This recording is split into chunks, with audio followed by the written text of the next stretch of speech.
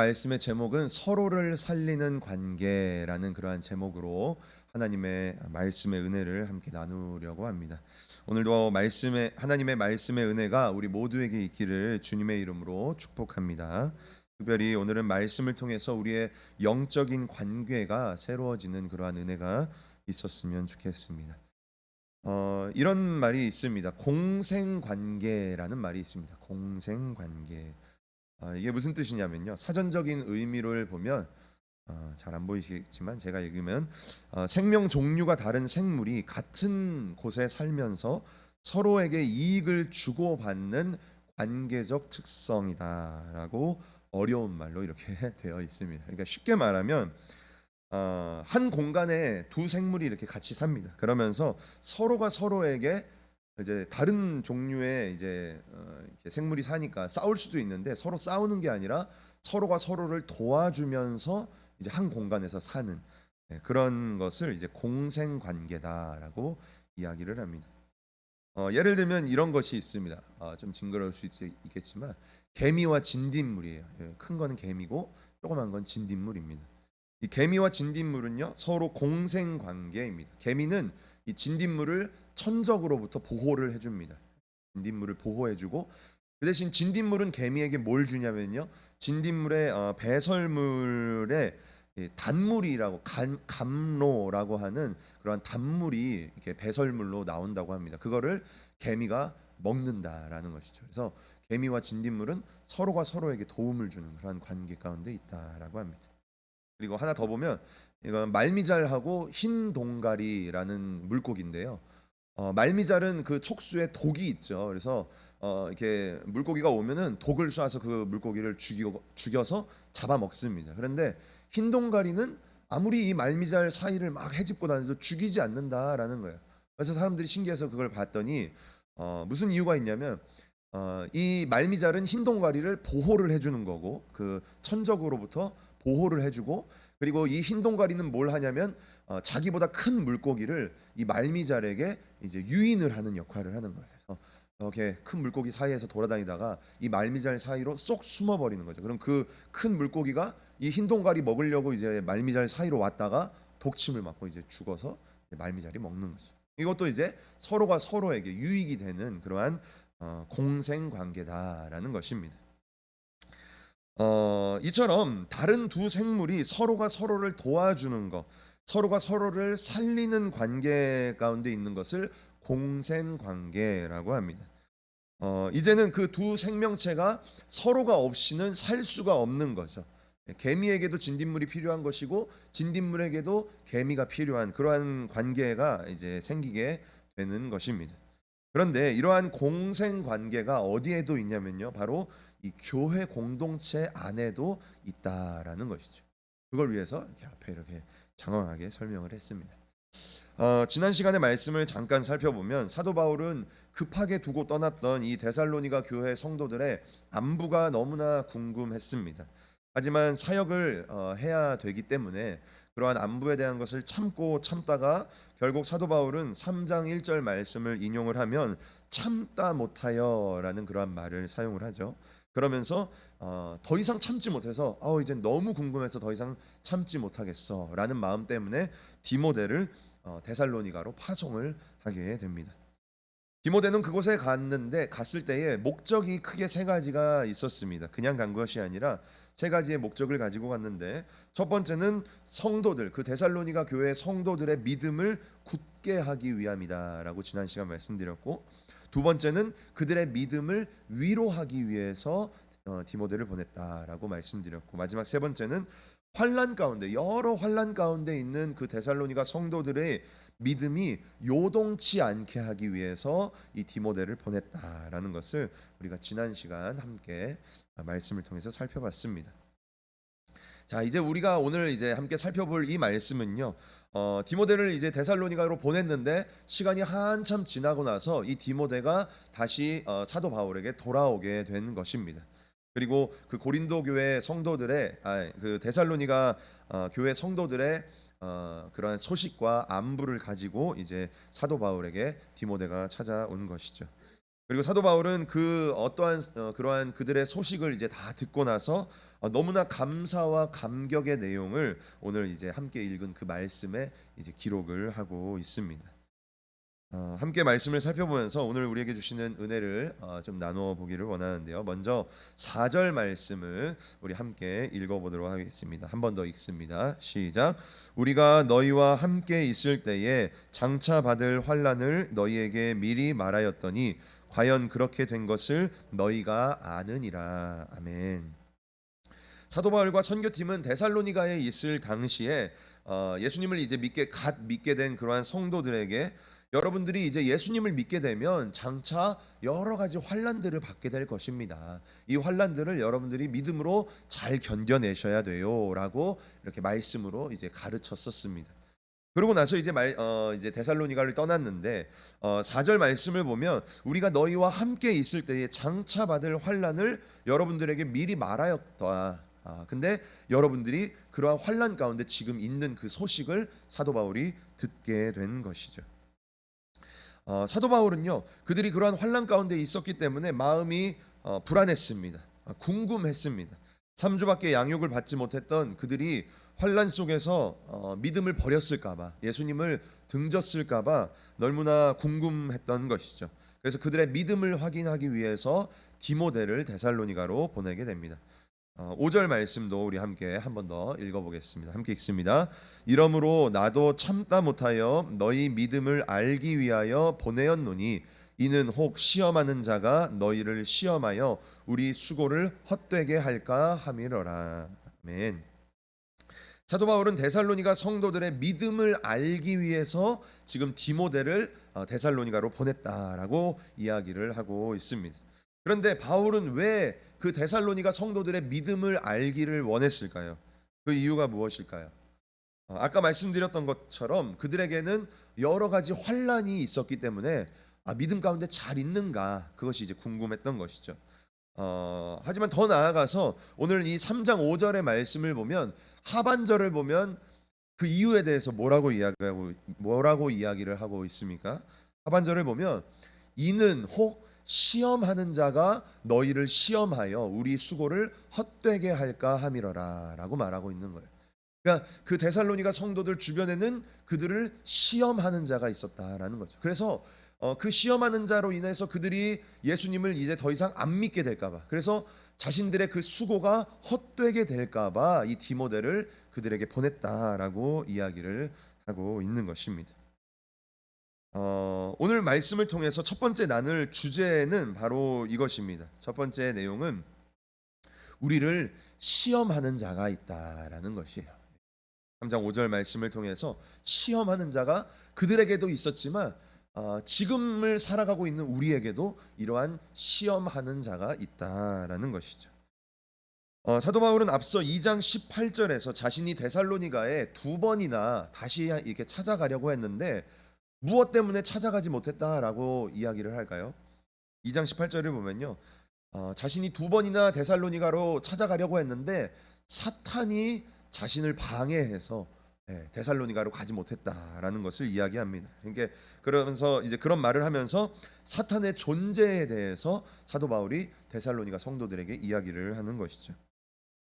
분명 사도 바울이 데살로니가에 가지 못하게 된 이유는요, 어떠한 사건이나 어떠한 일이나 어떠한 이렇게 계획이 틀어졌기 때문에 사도 바울은 데살로니가로 다시 이렇게 가지 못했다라는 것이에요. 그런데 사도 바울은 2장 18절을 보면 어떠한 그러한 현상이나 어떠한 사건, 내가 누구 때문에 못했다, 내가 뭐 어떤 것들이 이제 꼬여서 못 갔다, 뭐 이러한 사건에 대해서 이야기하는 것이 아니라 그 배후에 있는 사탄의 존재를 성도들에게 지금 이야기를 하고 있다라는 것입니다. 우리가 이 믿음의 길을 걸어가면서 매 순간 기억해야 할 것은 이 세상은 눈에 보이는 것과 눈에 보이지 않는 것, 이 두 종류가 이루어져 있다라는 거예요. 그리고 우리의 눈에 보이는 것은요, 어떠한 일이나 사건이나 사고나 질병이나 어떠한 관계의 어려움, 그러한 문제, 이러한 눈에 보이는 현상은요, 눈에 보이지 않는 영적인 세계, 영의 역사를 통해 그 모든 것들이 움직인다라는 것이죠. 우리가 그것을 알고는 있지만 매 순간 그것을 기억해야 된다라는 것이, 우리가 욥기서를 보면요, 욥에게 이해할 수 없는 사람의 그러한 지혜로는 이해할 수 없는 여러 가지 고난과 어려움들이 욥에게 한순간에 밀려오는 것을 우리는 욥기를 보면 알 수가 있습니다. 그런데 욥에게 그러한 고난과 어려움이 오기 전에 어떤 일이 있었습니까? 욥기 1장을 보면 영의 세계에 대한 내용이 나온다라는 것이, 하나님과 사탄의 그러한 대화의 장면, 그리고 그 대화를 통해서 영적인 세계에서 결정되고 이루어지는 그러한 사건이, 욥기 맨 처음에 그러한 영적인 사건이 기록이 된다라는 것이죠. 그리고 그 결정에 따라서 욥의 고난이 시작된다라는 거예요. 눈에 보이는 고난이 시작된다라는 것이죠. 여기 욥기를 보면 눈에 보이는 것과 눈에 보이지 않는 영적인 세계가 있다라는 것이죠. 또한 누가복음 22장을 보면요, 베드로가 예수님을 3번이나 부인하는 그러한 장면이 나옵니다. 예수님을 배신하는 그러한 내용이 누가복음 22장에 나옵니다. 그런데 베드로가 예수님을 왜 부인했을까요? 왜 예수님을 모른다라고 이야기를 했을까요? 겉으로 보기에는요, 베드로의 목숨의 위협, 그렇죠? 그걸 나도 예수님 믿어라고 말하면 자기도 죽을 수 있는 그러한 상황인 거죠. 그래서 순간적인 두려움에 사로잡혀서 예수님을 배신한 것처럼 보입니다. 그런데 예수님은요, 그 일에 대해서 이제 너가 나를 배신하게 될 거야, 너가 나를 모른다라고 얘기할 거야라는 걸 이제 미리 베드로에게 얘기하지 않습니까? 그런데 그걸 얘기하면서 누가복음 22장 31절을 보면 이렇게 이야기합니다. 예수님은 영적인 것을 이야기합니다. 우리 함께 누가복음 22장 31절 함께 읽겠습니다. 시작. 시몬아 시몬아 보라, 사단이 밀가 부르듯 하려고 너희를 청구하였으나. 아멘. 예수님은 지금 베드로에게 이것을 얘기하고 있는 거예요. 사탄이 지금 베드로를 밀가부르듯 하려고 하고 있다라는 것을 예수님이 베드로에게 이야기하고 있다라는 거죠. 밀을 채질을 할 때 어떻게 합니까? 저도 이렇게 눈으로 직접 본 적은 없지만 이렇게 저도 이걸 이제 하기 위해서 영상이나 사진을 보니까, 밀을 채질을 하려면 막 정신없이 막 그 채에다 두고 막 흔들고 때리고 치고 막 하지 않습니까? 우리 성도님들 다 알고 계실 텐데요. 그런데 그 채 위에 지금 누가 올려져 있다라는 거예요? 그렇죠. 베드로가 지금 그 위에 올려져 있다라는 거예요. 그리고 누가 그걸 사정없이 흔든다라는 겁니까? 사탄이 베드로를 흔들고 있다. 뭘 하기 위해서요? 베드로가 예수님을 배신하게 만들기 위해서. 그러니까 예수님은요, 그런 눈에 보이는 것을 얘기하는 것이 아니라 영적인 세계, 그 이면에 있는 영적인 것을 베드로에게 말하면서 너가 정신 차려야 돼라는 것을 이야기하고 있다라는 거예요.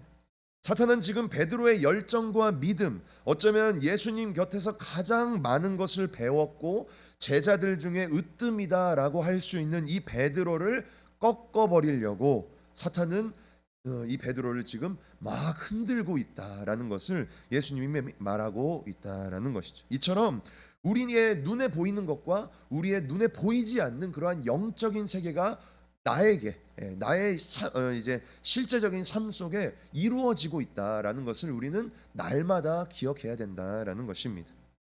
결국 베드로는요, 예수님의 이 말을 이해하지 못했습니다. 그래서 어떻게 됐습니까? 사탄에게 졌죠. 그래서 예수님을 배신하고 모든 믿음이 다 꺾여져서, 모든 열정이 다 꺾여져서 예수님이 돌아가시고 난 다음에 모든 것을 버리고 어부의 길로 다시 돌아가게 되었다라는 것입니다. 이렇듯 성경은요, 눈에 보이는 어떠한 현상과 눈에 보이지 않는 그러한 영적인 것을 이렇게 동시에 얘기하는 것을 굉장히 많이 우리에게 가르쳐주고 있습니다. 또 한 가지를 더 살펴보자면요, 구약에서도 역대하 21장의 말씀을 보면요, 다윗이 이제 왕이 되어서 아주 이제 왕권을 확립을 하고 군사적으로도 안정을 이루게 되었습니다. 그러한 안정적인 나라를 이루게 되자 다윗은 무엇을 하게 되냐면 인구 조사를 하게 됩니다. 역대상 21장을 보면 다윗이 온 나라를 이제 인구 조사를 하게 되는 것이죠. 그 당시 인구 조사라는 것은요, 우리 뭐 현재도 비슷하지만 나라의 군사와, 왜냐하면 인구가 몇 명이 있는지 알아야 그거에서 이제 군사력을 착취할 수 있으니까 그러죠. 군사와 경제와 정치적인 이유에서 이 인구 조사라는 것은 굉장히 중요한 것이었습니다. 다윗은 그래서 그것을 이제 알고 싶은 마음에 이 인구 조사를 이제 명령을 하게 되었다라는 것이죠. 그런데요, 성경은 이제 우리의 눈으로 보기에는 다윗이 인구 조사를 하는구나라는 그러한 겉모습은 그렇게 된다라는 거예요. 그런데 성경은요, 오늘도 역대상 21장을 보면 그 눈에 보이는 것이 아니라 눈에 보이지 않는 영적인 세계에 대해서 이야기를 한다라는 것이죠. 역대상 21장 1절 맨 처음 말씀을 보면요, 이렇게 이야기를 합니다. 우리 함께 21장 1절 있습니다. 시작. 사탄이 일어나 이스라엘을 대적하고 다윗을 격동하여 이스라엘을 계수하게 하니라. 아멘. 이렇게 말하고 있는 것이에요. 성경은 우리에게 사탄이 일어나서 이스라엘을 대적하고 다윗의 마음을 격동시켰다, 다윗의 마음을 부추겼다라고 이야기를 하고 있는 것입니다. 다윗은요, 그렇게 생각 안 했어요. 다윗은 스스로 생각하고 스스로 잘 생각해 보니까, 결정하고 이제 고민을 해 보니까 인구 조사가 필요하겠다라는 생각을 한 것이에요. 그런데 성경은 그 겉으로 보이는 것이 아닌 영적인 것을 우리에게 말하고 있다라는 거예요.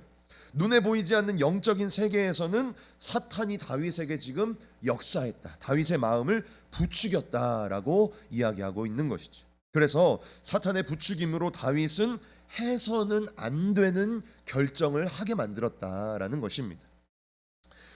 다윗의 이 인구조사의 결과가 어떻게 되는지 우리 성도님들도 다 아시죠?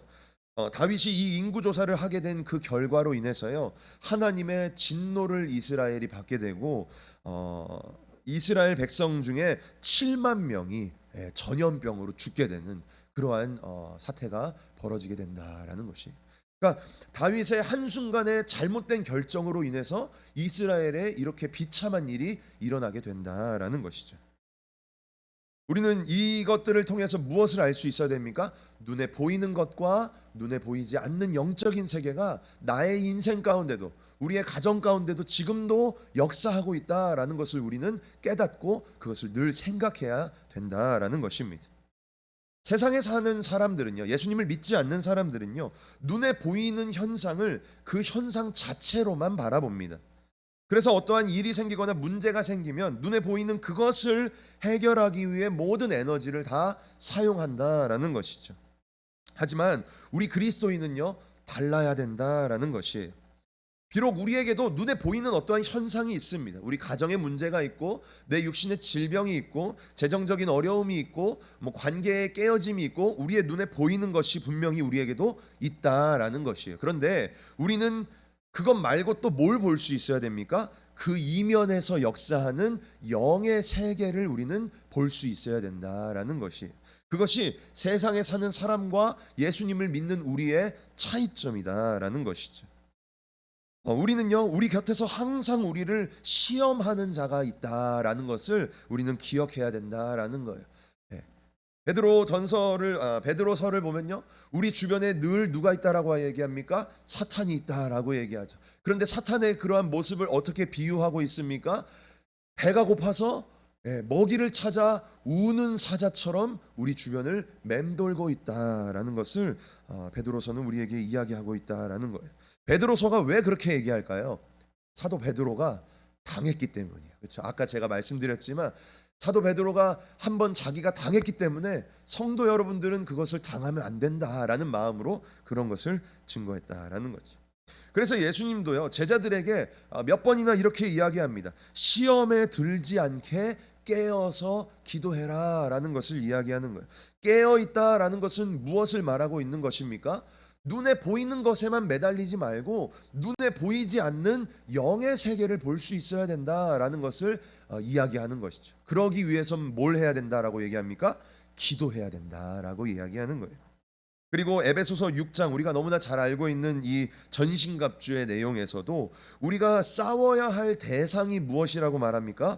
혈과 육에 대한 것이 아니다. 그러니까 이 땅에 속한 어떠한 것을 가지고 우리가 싸워야 될 게 아니라 악한 영들과 우리가 싸워야 된다라는 것을 우리에게 이야기하고 있다라는 것이죠.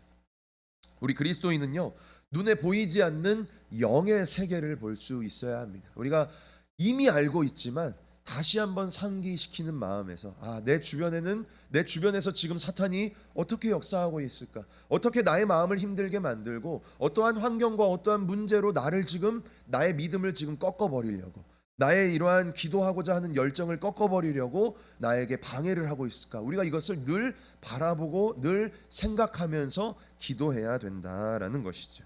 그리고 우리를 시험하려는 자, 우리를 넘어뜨리려는 자가 우리 곁에 있다라는 것을 잊지 말아야 된다라는 것입니다. 첫 번째, 우리가 오늘 말씀을 통해서 깨달아야 될 것은, 생각해 봐야 될 것은 우리 주변에 우리를 시험하는 자가 있다라는 것을 우리가 좀 기억했으면 좋겠습니다. 자, 이렇게 데살로니가 성도들을 시험하는 그러한 자로 인해서 그들의 믿음이 불안했던 사도 바울은요, 이제 꽤 오랜 시간이 지나고 나서 디모데를 이제 다시 만나게 됩니다. 너무나 사도 바울은 궁금했겠죠. 이 디모데가 어떠한 소식을 가지고 올까 참 궁금했을 것입니다. 그리고 디모데로부터 데살로니가 성도들이 믿음과 사랑 안에서 너무나 잘 지내고 있다, 너무나 소문난 교회로 모든 믿는 자의 본이 되는 그러한 교회가 되어가고 있습니다 라는 그러한 소식을 사도 바울이 듣게 되고 너무나 감사와 감격이 막 충만해져서 오늘 말씀을 이제 기록을 하고 있습니다. 자, 6절 말씀인데요. 여기서 근데 조금 독특한 것은요, 사도 바울이 데살로니가의 성도들의 소식을 뭐라고 말하냐면요, 기쁜 소식이다라고 이야기를 한다라는 것입니다. 우리 함께 6절 말씀, 조금 길지만 함께 읽어보겠습니다. 함께 읽습니다. 지금은 디모데가 너희에게로부터 와서 너희 믿음과 사랑의 기쁜 소식을 우리에게 전하고 또 너희가 항상 우리를 잘 생각하여 우리가 너희를 간절히 보고자 함과 같이 너희도 우리를 간절히 보고자 한다 하니. 아멘. 여기서 사도 바울이 사용을 하고 있는 기쁜 소식, 여기에 조금 초점을 두면요, 이 기쁜 소식이라는 유앙겔리온이라는 말은 우리 성도님들도 아시는 분이 있겠지만 보통 예수 그리스도의 복음에 대한 것을 이야기를 할 때 이 유앙겔리온이라는 이렇게 헬라어를 사용을 합니다. 이게 그러니까 복음과 이제 같은 말인 것이죠. 사도 바울도 사도 바울이 성경을 많이 쓰지 않았습니까? 사도 바울이 쓴 그러한 모든 성경에 보면은 이 유앙겔리온이라는 것은 예수님의 복음과 다 연결해서, 그 유앙겔리온 하면 예수님의 복음과 다 연결이 되어 있다라는 것이에요. 그런데 딱 한 번의 예외가 있다라는 거죠. 이 유앙겔리온이라는 말을 썼는데 예수님의 복음과는 별로 상관이 없는, 그게 뭐냐면 바로 오늘 이 3장 6절의 말씀이다라는 것이. 왜 사도 바울은 이 성도들의 이 소식에 대해서 유앙겔리온, 복음이라는 그러한 말을 사용했을까요? 사도 바울에게 데살로니가 성도들의 이 믿음의 소식이 얼마나 기쁘고 얼마나 감격스럽고 또 얼마나 감사한 소식이었는지, 그냥 일반적인 소식이라는 그러한 말로는요, 자신의 마음이 다 담기지가 않는 거예요. 그러니까 그 데살로니가 성도들의 그 소식을 들었을 때 너무 기뻤던 거죠. 너무 하나님께 감사했던 거죠. 그래서 그냥 일반적인 여러분들의 소식을 들었을 때 이런 표현으로는 마음이 다 안 담기는 겁니다. 그래서 무슨 표현을 썼습니까? 예수님의 복음을 사용할 때 쓰는 이 유앙겔리온이라는 표현을 여기에 썼다라는 것이죠. 사도 바울이 그들의 소식을 얼마나 기쁜 소식으로 받았는지, 얼마나 그 소식에 감격을 했는지 우리가 사도 바울의 그 마음을 조금 헤아려 볼 수 있는 그러한 표현이다라는 것을 알 수가 있습니다. 자, 이러한 모습 속에서 우리가 오늘 함께 나눌 두 번째 은혜의 내용은 바로 이것입니다. 두 번째는 우리는 서로를 살리는 관계이다라는 것입니다. 우리는 서로를 살리는 관계이다. 아까 이제 제가 서두에서 말씀드렸던 공생 관계에 대해서 이야기를 했죠. 서로가 서로를 살려주고 서로가 서로에게 유익이 되는 관계, 그것을 공생 관계다라고 얘기했고, 그러한 관계가 우리 교회 안에도 있다라는 것을 이야기했습니다. 자, 교회 안에는 누구와 누가 공생 관계에 있다라고 할 수 있을까요? 제가 오늘 말씀드리고 싶은 관계는요, 바로 목회자, 사역자와 성도의 관계를 이야기를 하고 싶은 것입니다. 그러니까 목회자 사역자와 그리고 성도와의 관계가 공생 관계다. 서로가 서로를 살려주는 그러한 유익이 되는 관계다라는 것이죠. 자, 우리 성도님들에게 한번 질문을 한번 해볼까요? 여기 사역자분들도 계시지만 사역자나 목회자가 가장 기쁠 때가 언제일까요? 사역자와 목회자가 가장 기쁠 때가 언제일까요? 저도 설교를 이제 준비하면서 아주 짧은 사역의 기간이지만 저의 이제 사역을 이제 되돌아보면서 내가 언제가 가장 기뻤지라는 그런 생각을 이렇게 추억을 좀 이렇게 되돌아 봤는데요. 언제가 가장 기쁠까요? 한번 말씀드려 보겠습니다. 청년들이나 성도들에게 제가 선물을 받을 때 가장 기쁠까요? 누군가가 아유 참 고생 많으십니다 하면서 이렇게 뭐 후원을 해주신다거나 아니면 이렇게 선물을 줄 때가 제가 기뻤을까요? 아니면 청년들이 막 서프라이즈로 깜짝 놀랄 정도로 감동적인 막 이벤트를 해주거나 막 정말 감사해 막 스승의 날이나 이럴 때 그런 걸 할 때 제가 막 너무 기쁘고 막 감사했을까요? 아니면 우리 성도님들이 정성스럽고 또는 맛있고 또는 비싼 그러한 식사를 대접해 주거나 그러한 초청을 할 때 제가 가장 기뻤을까요? 제 머릿속에 막 여러 가지 이렇게 기억들이 이렇게 떠올랐습니다. 그래서 언제가 내가 가장 기뻤지라고 생각했을 때 그러한 방금 말씀드렸던 그러한 모든 기억들이 저에게는 너무나 분이 넘치는 감사의 그러한 제목들이었습니다. 그런데 사역자로서 저에게 가장 기쁨이 되고 저에게 가장 감사 그리고 또 이렇게 기억을 다시 해봤을 때도 가장 제 마음이 이렇게 따뜻해지는 그러한 순간은 그리고 오늘 사도 바울의 표현을 빌리자면 위로가 되는 사도 바울이 그들에게 여러분들로 인해서 내가 위로를 받았습니다라고 말하는데 저도 그러한 마음을 이제 이렇게 느꼈을 때는 언제냐면요. 그 영혼들 제가 섬겼던 그러한 영혼들 그 성도들이요. 믿음으로 서 있다는 소식을 들었을 때 그럴 때 가장 마음이 이렇게 감사와 기쁨으로 채워지는 것을 느꼈습니다. 그들이 여전히 지금도 열정적으로 예배하고 있고 열정적으로 하나님을 찾고 기도하고 있고 또 힘든 이러한 시기 가운데서 또한 여러 어려움과 문제 가운데 그들이 있지만 여전히 믿음으로 살기 위해 노력하고 있다라는 그러한 소식을 들었을 때 그런 걸 전해 들었을 때 제 안에서 그러한 육신적으로 받는 그러한 어떠한 것보다도 비교할 수 없는 그러한 감사와 기쁨이 제 안에 이렇게 막 이렇게 솟아나는 것을 저는 종종 이렇게 경험을 하게 되는 것을 느꼈습니다. 그러니까 성도들의 믿음이 사역자의 기쁨인 것이죠. 한마디로 얘기하자면 성도들의 믿음이 사역자의 기쁨이다라는 것입니다. 사도 바울은 고린도에 있을 때에요. 디모데로부터 이제 데살로니가 성도들의 소식을 이제 전해받게 됩니다. 이제 고린도에서 이 편지도 썼죠. 그런데 이 사도 바울이 고린도에 있을 당시에 사도 바울의 형편이 어땠냐면요. 좀 어려웠다라는 거예요. 굉장히 어려움 가운데 있었다라는 것입니다.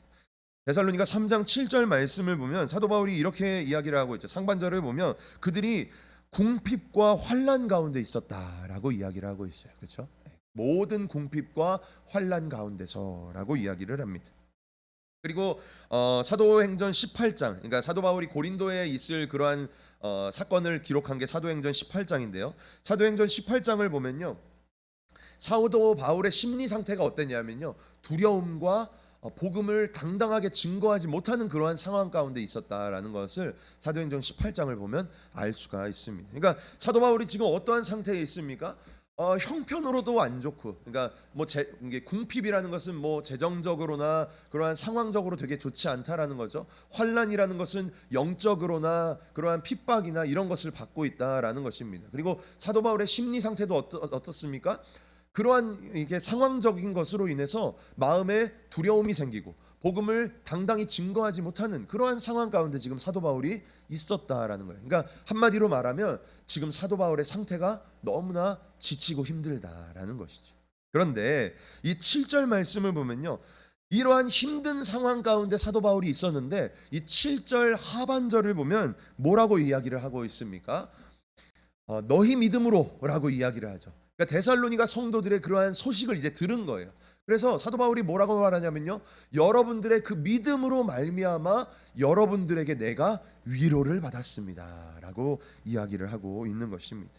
이러한 형편의 어려움과 지치고 힘들고 육신적으로나 영적으로나 자꾸만 이렇게 따라온다는 상황 가운데서 데살로니가 성도들의 그러한 소식을 들었을 때 위로가 되었다라는 것이죠. 다시금 힘이 생겼다라는 것입니다. 그리고 8절에서는 또 이렇게 사도 바울이 이야기를 합니다. 우리 3장 8절 말씀 우리 함께 읽어보겠습니다. 함께 읽습니다. 그러므로 너희가 주 안에 굳게 선즉 우리가 이제는 살리라. 아멘. 너무 멋있는 표현 아닙니까? 우리 한 번 더 읽어볼까요? 우리 3장 8절, 이게 사역자의 고백이다라는 것이에요. 우리 함께 한 번 더 읽어보겠습니다. 시작. 그러므로 너희가 주 안에 굳게 선즉 우리가 이제는 살리라라는 것이죠. 성도의 믿음이 사역자의 기쁨이다라는 것입니다. 이 7절에 나오는요, 이제는 우리가 이제는 살리라라고 말할 때 이 살다라는 이 헬라어 자오라는 것에는요 이러한 뜻이 있습니다. 제가 이 뜻을 이제 보는데 요 비유가 딱 생각이 났어요. 우리 교회에 보면 이렇게 식물들이 좀 이렇게 있지 않습니까? 여러 개가. 그런데 여기에 있는 건 물을 좀 자주 줍니다. 근데 복도에 있는 거는 저도 이렇게 줘야 되는데 깜빡깜빡 할 때가 있어요. 우리 사모님도 깜빡할 때가 있고. 그러면 그 물 줘야 될 때를 지나면 어떻게 되는지 아십니까? 저도 여기에 있으면서 알게 됐는데요. 이렇게 지금은 가지가 이렇게 빳빳하게 서 있잖아요. 근데 물을 안 주면요, 얘네들이 이렇게 죽더라고요. 예, 저는 몰랐어요. 언제는 그렇게 죽어 있는 걸 보고 얘네 죽었구나. 이 뭐 갈아야 되나 버려야 되나라고 생각을 했는데 이게 물을 한번 줘봤어요. 다음 날 되면 어떻게 됩니까? 이 죽었던 게 다시 이렇게 빳빳하게 선다라는 거예요. 그런데 이 표현이 뭐냐면요, 오늘 우리가 이제는 살리라라고 말하는 이 산다라는 게 바로 그러한 표현이다라는 거예요. 그러니까 뭐냐면 죽다가 살아난 거, 요거를 이제는 살리라라고 이야기를 하고 있는 것이, 죽어가던 어떤 것이 다시 살아나는 것, 병들었던 어떤 사람이 회복이 되는 것, 숨이 막혀가지고 점점 이제 이렇게 죽어가는 사람이 다시 숨을 쉬게 되는 것, 그게 바로 이 헬라어 자오의 뜻이 있다, 산다라는 뜻이 있다라는 거예요. 그러니까 사도 바울이 지금 어떻게 표현을 하고 있는 겁니까? 자기가 지금 이 환난과 궁핍 때문에 점점 죽어가고 있었는데 숨이 막혀서 이젠 내가 못하겠다, 못 살겠다, 이렇게 점점 숨이 꺽꺽 막혀가고 있는데 이 데살로니가 성도들의 소식이 사도 바울의 숨통을 트여주었다라는 거죠. 그러한 표현을 지금 사도 바울이 하고 있다라는 것입니다. 그래서 이처럼 성도들의 믿음은요 사역자를 살리는 원동력이 된다라는 것입니다. 성도들이 이 힘든 세상 속에서 믿음으로 살려고 노력하고 현실의 문제는 너무나 어렵지만 하나님 앞에 나와서 기도하고 예배하는 그러한 모습들을 볼 때, 성도님들의 삶이 바쁘고 뭐 여러 가지 일들이 있지만 그래도 교회에 나와서 헌신하고 봉사하는 그러한 모습들을 볼 때요, 사역자가 지칠 수 있을까요? 나는 더 이상 못하겠다. 전도도 안 되고 너무 힘들어. 성도님들은 막 열심히 하고 있는데 사역자가, 제가 그러한 마음을 가질 수 있을까요? 절대 그럴 수 없다라는 것이, 오히려 성도들의 그러한 믿음의 모습들을 볼 때요, 사역자는요, 내가 더 정신 차려야지, 내가 더 힘을 내야지, 저 성도님들을 위해 내가 더 기도해 줘야지라고 그러한 마음이 오히려 떠오른다라는 것입니다. 그게 사역자의 마음이고 사역자의 사랑이다라는 것이죠. 이처럼 성도님들의 믿음의 그러한 모습들은요, 사역자를 살리는 힘이 있다라는 거예요. 우리 성도님들이 우리 사역자를 살린다라는 것을 꼭 기억을 하셔야 된다라는 것입니다.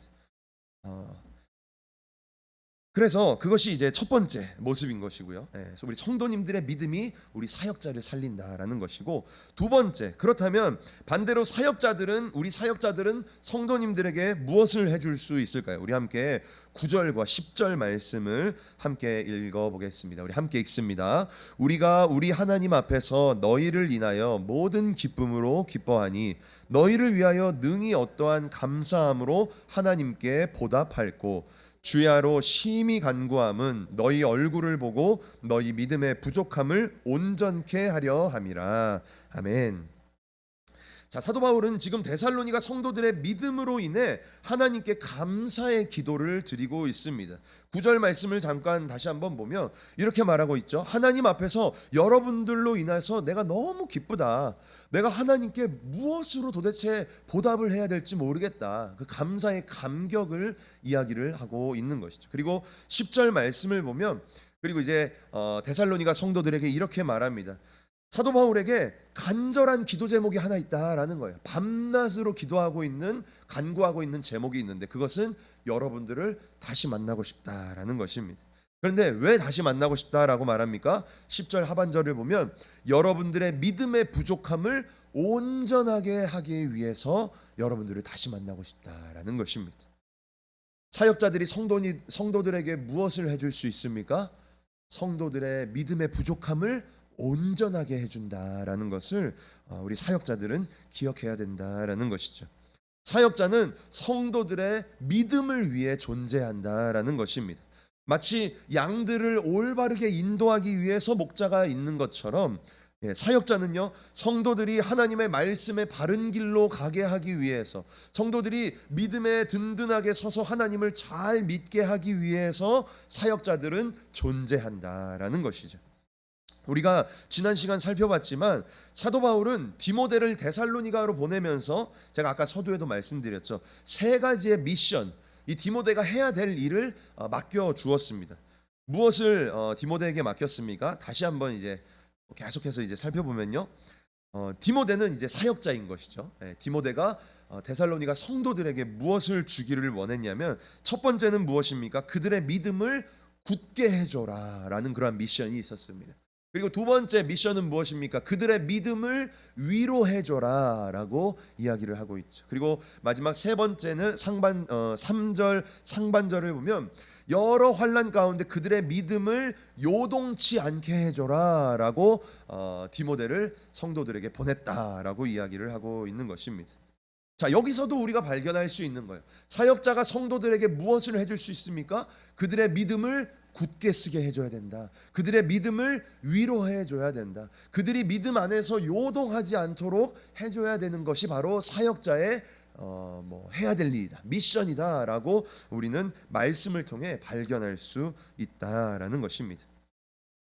이처럼 사역자는요, 성도의 믿음을 위해서 존재를 한다라는 것입니다. 마치 자동차에 기름이 떨어지면 어떻게 합니까? 어디를 가죠? 주유소에 가서 기름을 다시 충전하고 이렇게 채우는 것처럼 세상 속에서 성도들의 믿음이 떨어질 때마다, 믿음이 고갈될 때마다 사역자는 무엇을 해야 됩니까? 하나님의 말씀과 사랑의 양육을 통해서 성도들의 믿음을 다시 채워줘야 된다라는 것이에요. 그것이 성도가 해야 되는 역할이다라는 것이죠.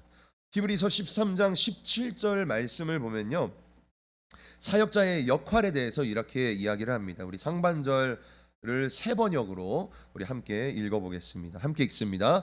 여러분의 지도자들의 말을 고지 듣고 그들에게 복종하십시오. 그들은 여러분의 영혼을 지키는 사람들이요, 이 일을 장차 하나님께 보고 드릴 사람들입니다. 아멘. 여기서 말하는 사역자의 역할이 무엇입니까? 사역자의 역할은 여러분들의 영혼, 그러니까 성도들의 영혼을요, 지켜주는 사람이다라는 것이에요. 그게 사역자의 역할이다라는 거죠. 성도들의 영혼을, 성도들의 믿음을 지켜주는 역할을 우리 사역자들이 감당해야 된다라는 것을 성경이 이야기하고 있다라는 것입니다. 그리고 18절 이하, 히브리서 13장 18절 이하를 보면 그렇기 때문에 성도 여러분들은 사역자들을 위해 기도해 줘야 됩니다라는 내용이 또 18절 이하에 나온다라는 것입니다. 사역자는 성도들을 위해 무엇을 해줘야 됩니까?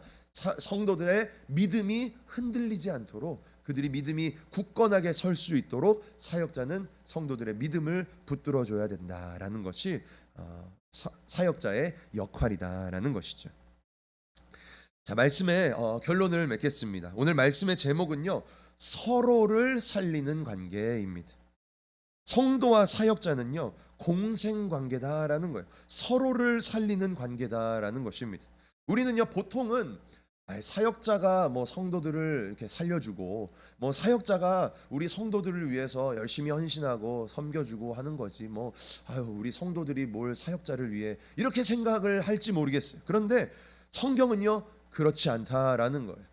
성도들 때문에 사역자들이 살 수도 있다라는 것을 이야기하고 있다라는 거죠.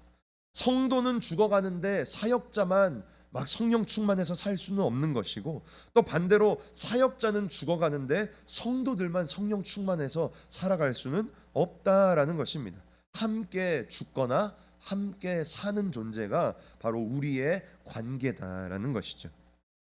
사역자는 성도들의 믿음을 지켜주고 그들의 믿음을 보충해주고 그들의 믿음을 굳게 해주는 역할을 감당을 해야 됩니다. 그리고 성도는 자신들의 그러한 믿음의 모습을 통해서 사역자에게 힘을 주고 사역자를 다시금 살게 만들어주는 그러한 역할을 해야 된다라는 것이죠.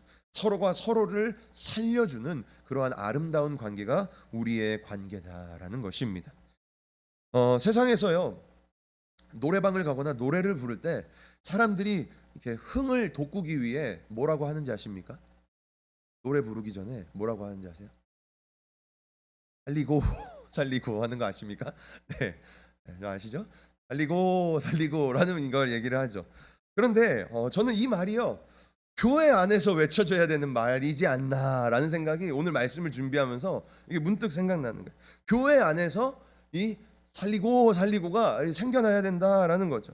사역자가 성도를 살리고 성도가 사역자를 살려주는, 서로가 서로를 살려주는 그러한 아름다운 관계가 바로 우리의 관계이지 않나라는 생각이 제 마음에 드는 것입니다. 저는 우리 행복한 교회가 그리고 우리의 관계가 이러한 아름다운 관계가 되기를 소망합니다. 성도들이 지칠 때는 사역자가 그들의 믿음을 지켜주고 붙들어주고, 반대로 사역자가 지칠 때는 성도들의 그러한 믿음의 모습들을 통해서 사역자가 다시금 새 힘을 얻는 그러한 귀하고 복된 관계가 우리의 관계가 되었으면 좋겠다라는 것이죠. 우리의 행복한 교회가 서로가 서로를 살려주는 그러한 아름다운 관계가 될 수 있기를 주님의 이름으로 간절히 축복합니다. 우리 함께 오늘 말씀을 기억하면서 우리 주 안에 우린 하나 우리 함께 찬양하고 기도하도록 하겠습니다.